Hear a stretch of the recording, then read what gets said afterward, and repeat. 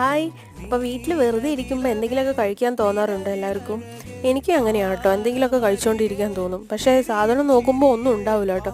പലഹാരങ്ങളൊക്കെ മക്കൾക്ക് സ്നാക്സ് കൊടുക്കാൻ വേണ്ടി എടുത്തു വെക്കുമല്ലോ. അപ്പോൾ പിന്നെ അതൊന്നും കഴിച്ചാലൊന്നും വയറെന്നറിയില്ല. അങ്ങനെ ഇരുന്നപ്പോഴാണ് ഞാൻ നമ്മളെ ചോറ് വെക്കുന്ന അരിയില്ലേ, അതെടുത്തിട്ട് നല്ലതുപോലെ വറുത്ത് കഴിഞ്ഞിട്ട് തണയാൻ വെച്ചിട്ട് നമ്മൾ മിക്സിയിൽ ജാറിലേക്ക് ഇട്ട് 2 ഏലക്കായ ഇട്ട് പിന്നെ കുറച്ച് ശർക്കര ഇട്ടിട്ട് നല്ലതുപോലെ പൊടിച്ചെടുത്തു. ശർക്കര ഇട്ട് അടിക്കുമ്പോൾ എന്താ വെച്ചാൽ നല്ലതുപോലെ ഈ മധുരം എല്ലായിടത്തും എത്തും കേട്ടോ.